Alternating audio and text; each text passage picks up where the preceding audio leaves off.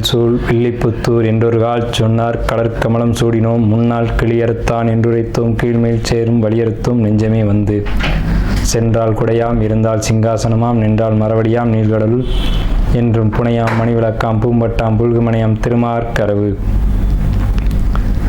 நாள் என் செய்யும் வினைதான் என் செய்யும் என்னை நாடி வந்த கோல் என் செய்யும் கொடுங்கூற்று என் செய்யும் கூரேசர் இருதாளும் சிலம்பும் சதங்கையும் தண்டையும் சண்முகமும் தோளும் தடக்கையும் என் கண்முன் வந்து தோன்றிடினே. இந்த வீடியோவில் நம்ம என்ன பார்க்குறோம் அப்படின்னா கும்பராசிக்கு உண்டான சனி பெயர்ச்சி பலன்கள். தயவுசெய்து இந்த வீடியோவை முழுமையாக ஸ்கிப் பண்ணாமல் பாருங்கள். அப்போ தான் நம்ம என்ன சொல்ல வர்றோம் அப்படிங்கிறது முழுமையாக தெரிய வரும் உங்களுக்கு. அதே மாதிரி உங்களுடைய பொன்னான நேரத்தை இதுக்கு ஒதுக்கி பார்க்குறீங்க அப்படின்றப்போ உங்களுக்கு ஜோதிடம் சம்மந்தப்பட்ட தகவல்களும் ஆன்மீகம் சம்மந்தமான தகவல்களும் உங்கள் வாழ்க்கையை முன்னேற்றத்துக்கான ஒரு வழிவகையான ஜோதிடமும் பரிகாரங்களும் நம்ம வழங்கிட்டு வர்றோம். இந்த சேனல் நீங்கள் சப்ஸ்கிரைப் பண்ணுங்கள். இது மூலமாக உங்களுடைய வாழ்க்கை பிரகாசமாகட்டும் அப்படின்னு கேட்டுக்கிட்டு உங்களுடைய பொன்னான நேரத்தை ஒதுக்கி இந்த வீடியோ முழுமையாக பாருங்கள் அப்படிங்கிற ஒரு விண்ணப்பத்தோடு நம்ம வீடியோக்குள்ளே போகலாம். கும்பராசியில் இருக்கக்கூடிய அவிட்டம் 3 அவிட்டம் 4 இந்த செவ்வாயினுடைய நட்சத்திரம். இது சனி வீட்டில் செவ்வாயினுடைய நட்சத்திரம், பகை கிரக நட்சத்திரம் தான். இங்கே சனி பகவான் மூல திரிகோணம் அடைஞ்சு தன்னுடைய ஆதிக்கத்தை அதிகமாக செலுத்தக்கூடிய கும்பராசி. அப்போ அவிட்டம் 3, 4 பாதங்களுக்கு செவ்வாயினுடைய நட்சத்திரங்களுக்கு நல்லா இருக்குமா அப்படின்னு கேட்டால் ஓரளவுக்கு நல்லா இருக்கும் அப்படின்னு தான் சொல்ல முடியும். என்னென்ன விஷயங்களுக்கு நல்லா இருக்கும் அப்படின்னா உங்கள் ராசியில் ராகு இருந்து குரு பார்க்குறதுனால உங்களுடைய ஆசைகள் நிறைவேறும், எண்ணங்கள் நிறைவேறும், லட்சியங்கள் நிறைவேறும் அப்படின்னு சொல்லலாம். அதே நேரத்தில் பொருளாதார தடைகளையும் அப்பப்போ கொடுத்து வருமான தடைகளையும் கொடுக்கும், அப்புறம் திருப்பி சரி செய்யும் அப்படின்ற ஒரு அமைப்பில் தான் உங்களுக்கு இருக்குது. 2ஆம் இடத்து சனி தனவரவை தடை செய்யும். உங்களுக்கு 7ஆம் இடத்து கேது கணவன் மனைவிகளுக்குள்ள சின்ன சின்ன கருத்து வேறுபாடுகளை ஏற்படுத்தும் அவிட்டம் 3, 4 பாதங்களை பொறுத்த வரைக்கும். அதே மாதிரி உங்களுக்கு அவிட்டம் 3, 4 பாதங்களை பொறுத்த வரைக்கும் உங்களுக்கு ஆரம்பத்தில் ப்ராப்ளம் எதுவும் இல்லை.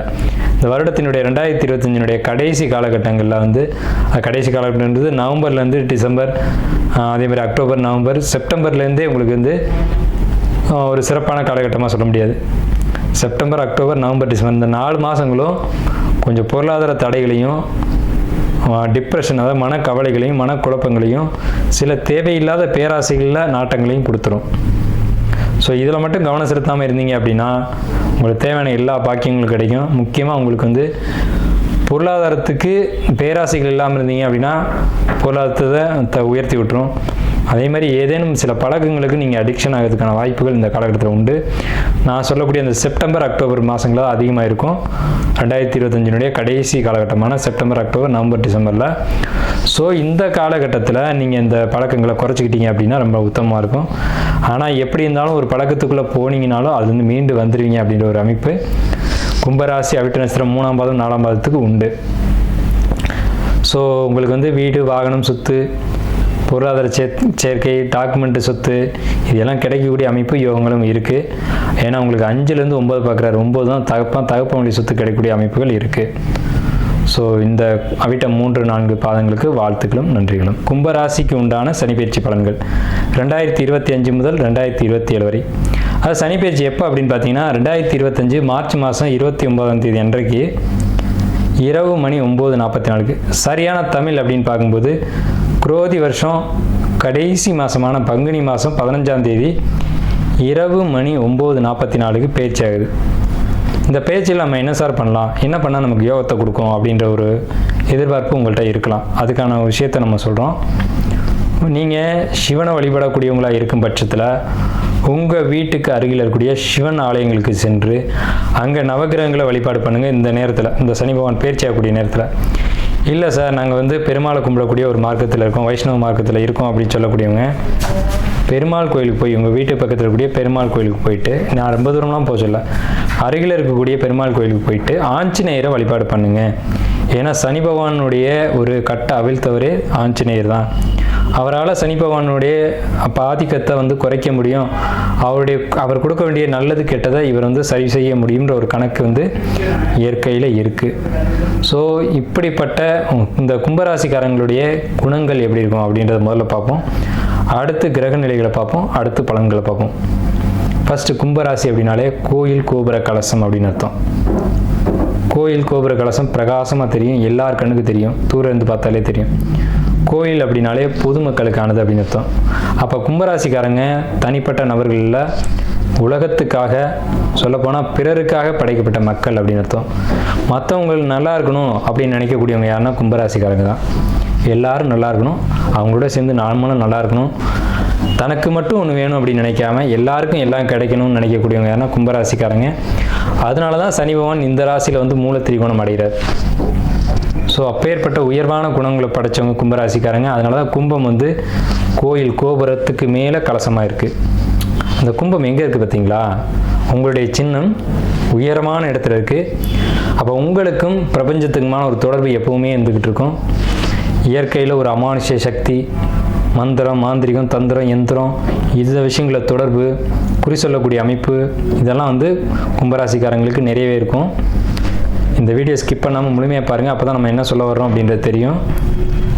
அப்போது இப்பேற்பட்ட உயர்வான அமைப்புடையவங்க கும்பராசிக்காரங்க அப்படின்றத சொல்லிட்டோம். கும்பராசிக்காரங்களை முன்னாடி விட்டு பின்னாடி பார்த்தோம்னா பாம்பு நடந்து போகிற மாதிரியே இருக்கும். ஒரு பாம்பு உள்ளே பூந்து போகிற ஒரு தோற்றம் இருக்கும்.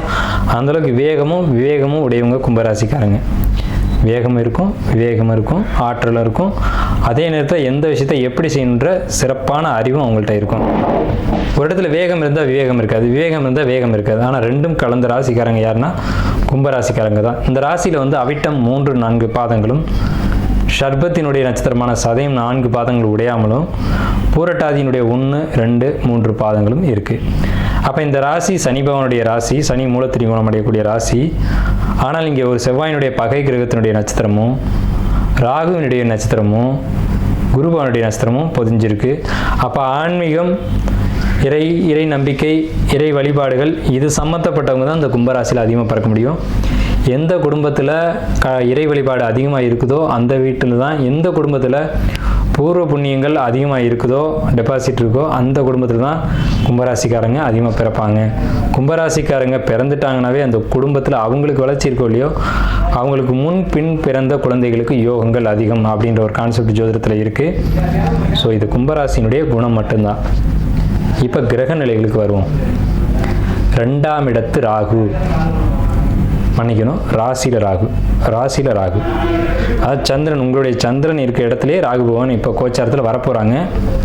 2லேருந்து ராசிக்கு வர்றாங்க. அப்போ ராசியில் மூல திரிகோணத்தில் இருக்கக்கூடிய சனி பகவான் தன்னுடைய வீட்டுக்கு 2ஆம் வீட்டுக்கு போகிறாங்க. எப்போ நடக்குது? இது மார்ச் 29 நடக்குது. ராகு பகவானுடைய பேச்சு மே 18 நடக்குது. குரு பகவான் மே 14 தேதிக்கு உங்கள் ராசிக்கு 5ஆம் இடத்துக்கு பேச்சு ஆகிறாங்க. அதே சமயம் ராகு கேது பேச்சில் மே 14 தேதி அன்னைக்கு கேது பகவான் உங்கள் ராசிக்கு 7ஆம் இடத்துக்கு பயிற்சியாகி வர்றாங்க. இப்போ தான் விசேஷமான ஒரு அமைப்பு என்னன்னு கேட்டிங்கன்னா, உங்கள் ராசிக்கு 5ல் குரு கெஞ்சினாலும் கிடைக்காதுன்னு பழமொழி. 5ல் குரு கெஞ்சினாலும் கிடைக்காது அப்படின்னா என்ன அர்த்தம்? ஒரு ஜாதகத்தில் 5ஆம் இடத்துக்கு குரு வருது அப்படின்னாலுமே அங்கே யோகம் வேலை செய்ய ஆரம்பிச்சிருச்சு அப்படின்னு அர்த்தம்.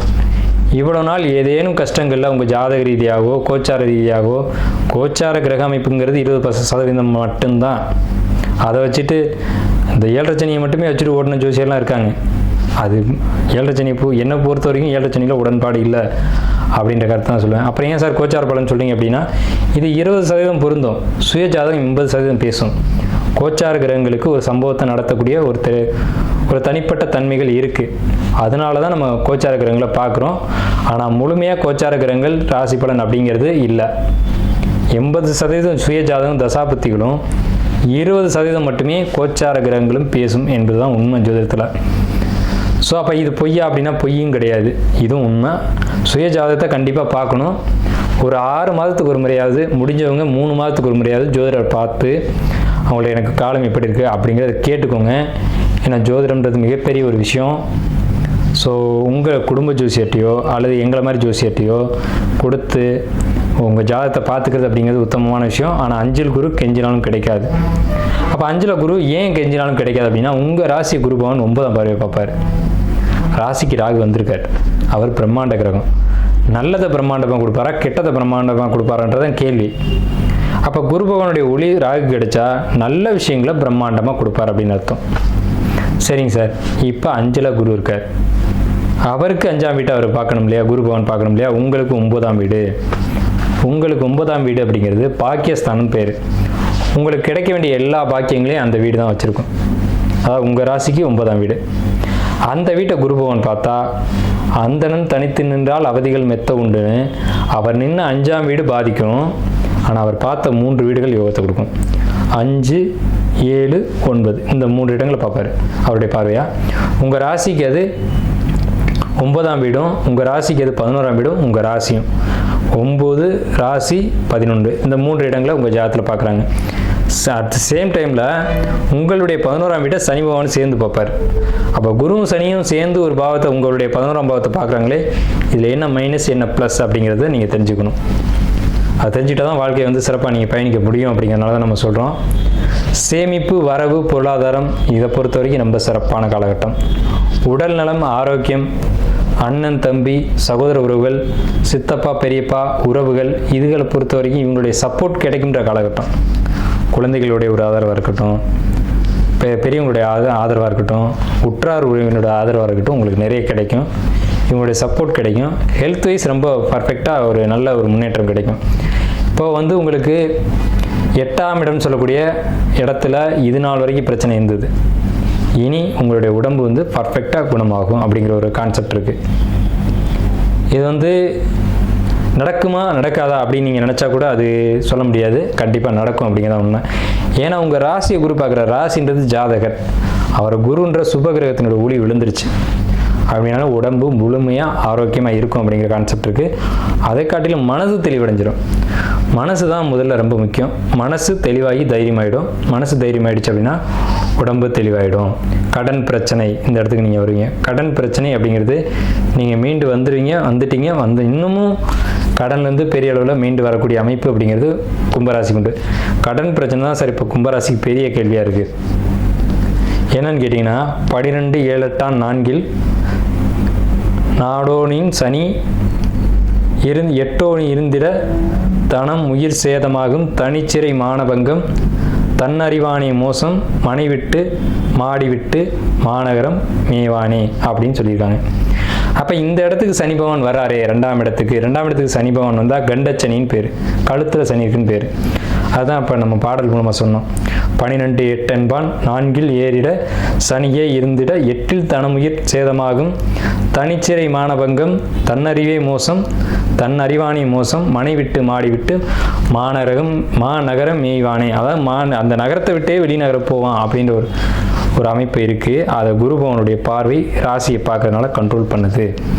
அப்போ இந்த சனி பகவான் 2க்கு போன நேரத்தில் குரு பகவான் 5க்கு போய், அதே நேரத்தில் உங்களுக்கு 8ஆம் இடத்துல இது நாள் வரைக்கும் இந்த கேது பகவான் 7ஆம் பாவத்துக்கு ஏறி குரு பகவானுடைய ஒளி உங்களுக்கு 9ஆம் இடத்துலையும் 11ஆம் இடத்துலையும் ராசியும் ஏக காலத்தில் பார்க்கறது அப்படிங்கிறது மிக உத்தமமான உன்னதமான காலகட்டம். மாணவர்களை பொறுத்த வரைக்கும் கடந்த காலகட்டங்களில் நீங்கள் பண்ண சேட்டையினால் ஏற்பட்ட படிப்பு தடை, இடமாறி படித்தது, இதெல்லாம் நிறைய நடந்துச்சு இல்லையா? அதெல்லாம் இனிமேல் நடக்காது. இப்போ எக்ஸாம் ரிசல்ட் வரப்போகுது. இந்த கிரகப்பயிற்சிகள் நடக்கும்போது ரிசல்ட் வரும். இப்போ 10th 11th வந்து இப்போ எக்ஸாம் 12th எழுதிட்டு இருக்காங்க. ரிசல்ட் வரும்போது பாருங்கள் நல்ல மார்க் கிடச்சிருக்கும். ஆனால் கடந்த காலகட்டங்களில் ஒரு ஸ்கூலை விட்டு இன்னொரு ஸ்கூல் போய் படித்ததெல்லாம் நடந்துச்சு. அதுக்கு காரணம் இந்த நீங்களா இல்லை கிரக சூழ்நிலைகளா அப்படிங்கிறதுக்குள்ளே நான் வரல. ஆனால் நடந்தது உண்மை அப்படிங்கிறது உண்மை. படிப்பதற்கு எடுத்ததெல்லாம் உண்மை. ஆனால் படிப்பில் இந்த தடைகள் விலகி இப்போ நல்லா படிக்கக்கூடிய காலகட்டங்கள் வந்திருக்கு. நல்ல மார்க் ஸ்கோர் பண்ணி நல்ல இடத்துக்கு போகக்கூடிய ஒரு காலகட்டம் வந்திருக்கு. உங்களுக்கு 2 கூடியவன் குரு, அந்த வீட்டில் இன்றைக்கி சனி. உங்களுக்கு விசேஷமே யானை முடி மோதிரம் போடுறதான். இந்த யானை முடி மோதிரம் போட்டிங்க அப்படின்னா ரொம்ப விசேஷமாக இருக்கும். 2 கூடியவன் குரு அப்படிங்கிறதுனால. எழுத்து அப்படிங்கிற இடம் 2ஆம் இடம். அப்போ எழுதக்கூடிய இடத்துல அந்த மோதிரம் இருக்கணும். யானை முடியை வெள்ளியில் செஞ்சு போடணும். மெலிசாக தான் போடணும், ரொம்ப ஹார்டாக போடக்கூடாது. இந்த ஒரு விஷயத்தை கடைப்பிடிங்க. மாணவர்களை பொறுத்த வரைக்கும் இந்த விஷயம் நான் சொல்லுவேன். கல்லூரி படிப்பை படிக்கக்கூடியவங்களுக்கு அவ்வளவு சிறப்பான காலகட்டம் இல்லை. கல்லூரி படிப்புகளை தடை ஏற்படுத்தும், அரியரை வைக்கும். அரியர் வச்சு ஃபஸ்ட் இயர் செகண்ட் இயர்னால் ப்ராப்ளம் இல்லை, தேர்ட் இயராக இருந்தால் கவனமாக படிங்க அப்படின்றது தான் நான் சொல்லுவேன். அதே நேரத்தில் ஆராய்ச்சி படிப்புகள் படித்தவங்களுக்கு கடந்த காலகட்டங்கள் சிறப்பாக இருந்தது. பிஹெச்டி பண்ணுறவங்க அல்லது ஒரு டாக்டரு மருத்துவம் சம்மந்தப்பட்ட படிப்பு படித்தவங்களுக்கு கடந்த காலகட்டங்கள் நல்ல சிறப்பாக இருந்தது. இதுக்கு மேலேயும் சிறப்பாக தான் இருக்கும். அதே மாதிரி கல்லூரிக்கு முதலாக போகணும்னு நினைக்கிறவங்க 12th எழுதிட்டு கல்லூரிக்கு போகணும்னு நினைக்கக்கூடிய கும்பராசிக்காரங்களுக்கு நிச்சயம் இந்த காலகட்டம் நல்ல மார்க் கிடைச்சி, நல்ல கல்லூரியும் கிடைச்சி, நல்ல படிப்பு கிடைச்சி, அந்த படிப்பின் மூலமாக எதிர்காலத்தில் வெற்றியும் கிடைக்கும்ன்ற அமைப்பு உடைய ஜாதகத்தில் இருக்குது. இப்போது விஷயத்துக்கு வருவோம். 2ல் சனின்னு நான் மறுபடியும் சொல்கிறேன். 2ஆம் இடம் கழுத்தில் சனி, அப்போ உயிர்கண்டம் அப்படிங்கிற ஒரு அமைப்பு இருக்குது. 2வது விஷயம், உயிர்கண்டம் உங்களுக்கு நடக்க போகிறது இல்லை, ஏன்னா ராசி குரு பார்த்துட்டார். இன்னும் ஒரு 18 மாதங்களுக்கு இடையில் உங்களுக்கு உயிர்கண்டம் எதுவும் வராது. அதுக்குள்ளேயும் சனியினுடைய மாற்றங்கள் நிறைய நடந்துடும். சரிங்களா? அதில் பேச்சு சம்மந்தமான ப்ராப்ளம் வரும். நீங்கள் ஒன்று சொல்லி அது யாரை பற்றி என்ன சொன்னீங்களோ அது வேறு மாதிரி திரிக்கப்பட்டு அங்கே போய் மிஸ்கம்யூனிகேஷன் ஆகி ப்ராப்ளம் ஏற்படக்கூடிய ஒரு அமைப்பு உண்டு. அதனால் பேச்சுவார்த்தைகளை மட்டும் கட்டுப்படுத்துங்க கும்பராசிக்காரங்களுக்கு எந்த இடத்துலையும் மைனஸ் இல்லை. இப்போ மட்டும் தான் மைனஸ் சொல்லியிருக்கேன். பேச்சு வார்த்தை அந்த இடத்துல மட்டும் கொஞ்சம் கவனமாக இருக்கணும். கடன் பிரச்சனை இல்லை. வீடு நிலம் சொத்து வாங்கணும்னு ஆசைப்படுறவங்களுக்கு வீடு நிலம் சொத்து இதெல்லாம் அமையும். சொத்து சம்மந்தமான ப்ராப்ளத்தில் இருக்கவங்களுக்கு அந்த ப்ராப்ளம் கிளியர் ஆகும். இதுக்கு பேர் இப்போ நடக்கிற சனி பவனுக்கு பேர் வந்து பாதச்சனி. நான் ஏற்கனவே சொன்னேன், 7ரை சனியில் எனக்கு அவ்வளோ உடன்பாடுகள் இல்லை. அதில் ஏகப்பட்ட கருத்தியல் இருக்குது. ஏதாவது 7ரை சனி இருக்கவங்களுக்கு ஒருத்தருக்கு மட்டும் பாதிக்கும், ஒருத்தருக்கு பாதிக்காது. கும்பராசியில் ஒரு கோடி பேர் இருக்காங்கன்னா 1 கோடி பேருக்கு அதே மாதிரி பாதிப்பு ஏற்படுதானே? இல்லை. அதில் 50 லட்சம் பேர் வந்து நல்லா வாழ்கிறாங்க. 50 லட்சம் பேர் மட்டும்தான் அடி வாங்குறாங்க. அதில் பெரிய அடியும் இருக்குது, சின்ன அடியும் இருக்குது, அடியே விழுகாதவங்களும் இருக்குது. அப்போ இதில் வந்து 7ரை சனி எங்கே இருக்குன்னு நம்ம ஏற்றுக்க? அப்போ இதுக்கு பின்னாடி வேறு ஏதோ ஒரு விஷயம் இருக்குது அப்படிங்கிறத சிந்திக்கணும். அதுதான் சுய ஜாதகம் அப்படின்ற ஒரு கான்செப்ட். ஆனால் இது வந்து பொதுவாக சொல்லணும் அப்படின்றதுக்காக பாதச்சனி அப்படின்ற கான்செப்ட் சொல்லியிருக்கேன். பாதச்சனி காலகட்டங்களில் நல்ல விஷயங்கள் நடக்கும் அப்படின்ற ஒரு அமைப்பு இருக்குது. அந்த நன்மைகள் நிச்சயமாக உங்களுக்கு நடக்கும். அது உடல் ரீதியாகவும் பொருளாதார ரீதியாகவும் சொத்து நிலம் சார்ந்த விஷயங்களாகவும் இருக்கும். யாருக்கு என்ன வேணும்னு ஆசைப்படுறீங்களோ, அதாவது ஒரு சிலருக்கு குழந்தை வேணும்னு ஏக்கம் இருக்கும், ஒரு சிலருக்கு சொத்து வேணும்னு ஏக்கம் இருக்கும், ஒருத்தருக்கு உடம்பு நல்லா இருந்தால் போதும்னு ஏக்கம் இருக்கும். இப்படி பலதரப்பட்ட கருத்தியல் இருக்கும். அவங்கவுங்களுக்கு என்னென்ன தேவையோ அதை வந்து இந்த காலகட்டத்தில் கிடைக்க செய்வாங்க இறைவன். அதை நான் ஆரம்பிக்கும் போதே ஒரு விஷயம் சொன்னேன். சனி பகவானை கட்டுப்படுத்தக்கூடியவங்க யாருன்னா ஆஞ்சநேயர் தான். ஆஞ்சநேயருக்கு வெற்றிலை மாலை சாற்றி வழிபாடு பண்ணுறதுன்றது கும்பராசிக்கு மிக மிக பெரிய விசேஷம். அது இந்த வருடத்தில் செய்கிறன்றது ரொம்ப ரொம்ப பெரிய விசேஷம். நீங்கள் வந்து வேறு கருத்தியல் உங்களுக்கு இருக்கலாம். ஆஞ்சநேயர் வந்து எப்படி இருந்தாலும் எல்லாத்தையும் அடக்கி ஆளக்கூடிய தன்மை அவர்கிட்ட உண்டு. அதனால தான் வாயு புத்திரன்னு சொன்னாங்க. கும்பராசி காற்று ராசின்னு பேர். கும்பம் வந்து காற்று ராசி. அப்போ காற்றினுடைய புத்திரன் தான் ஆஞ்சநேயர். அதுலேயும் ராகு உங்கள் சந்திரன் மேலே இருக்குது. அப்போ சந்திரன் மேலே இருக்கக்கூடிய ராகு என்ன செய்யும் அப்படிங்கிறதையும் யோசிக்கணும். சந்திரன் மனோகாரகன், ராகு போகக்காரகன். தலையில் ஏறி உட்காந்துட்டா பேராசைகளை தூண்டி விட்டு ஆட்டி வச்சு பார்த்துட்டு ராகு பேராசைகள் தாண்டாம அடிச்சுன்னா என்ன ஆகுதுன்னு தெரியுங்களா? பேராசை மாதிரி உலகத்தில் ஒரு எதிரியே கிடையாது ஒரு மனிதனுக்கு. இரவில் விழிக்க வைக்கும், பகலில் தூங்க வைக்கும் பேராசை. புரியுதுங்களா?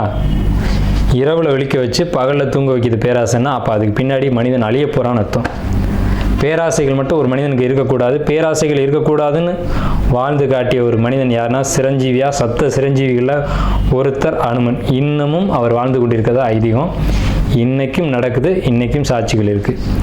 எங்கெல்லாம் ராமாயணம் படிக்கப்படுதோ அங்கெல்லாம் ஆஞ்சநேயர் வர்றாரு. இன்னைக்கும் லைவாக நடந்துட்டு இருக்கு. அப்படிப்பட்ட பெருமை வாய்ந்த ஆஞ்சநேயரை நீங்கள் பிடிக்கணும். அந்த உங்கள் ராசி மேலே ராகு இருக்க இந்த காலகட்டத்தில், உங்கள் ராசிக்கு 2ஆம் இடத்துல சனி இருக்கக்கூடிய இந்த காலகட்டத்தில், உங்கள் ராசி மேலே ராகு இருக்க அதை குரு பார்க்கக்கூடிய இந்த காலகட்டத்தில், உங்களுக்கு 7ஆம் வீட்டில் கேது இருக்கக்கூடிய காலகட்டத்தில், கேது தான் அனுமன், ராகு தான் அனுமன், குரு தான் அனுமன், சனி தான் அனுமன். இந்த கிரகங்களை கட்டுப்படுத்தக்கூடியவர். இந்த கிரகத்துக்கு நல்ல பலன்களை கொடுக்க வைக்கிறதுக்கான அதிகாரி ஆஞ்சநேயர் தான். மொத்தத்தில் சொல்கிறேன், கும்பராசி அனுமன் வழிபாடு எடுத்துக்கோங்க. ரொம்ப ரொம்ப ரொம்ப பெரிய விசேஷம். ராமான் எங்கெல்லாம் படிக்கப்படுதோ அங்கெல்லாம் அனுமன் இருப்பார். நீங்கள் ஆஞ்சநேயர் கோயிலுக்கு கூட போக வேணாங்க, ராமான்னு சொல்லுங்கள் போதும், அந்த இடத்துல அனுமன் நிச்சயமாக இருப்பார். நம்பிக்கையோட ராமான்னு சொல்லுங்க. உங்களால் முடிஞ்சது அப்படின்னா ஒரு கொய்யாக்காய், சின்ன காய், நல்ல காயாக இருக்கணும், அதை எடுத்து வச்சுட்டு ராமான்னு சொல்லிட்டு அதை வந்து நைவேத்தியமாக வச்சுருங்க.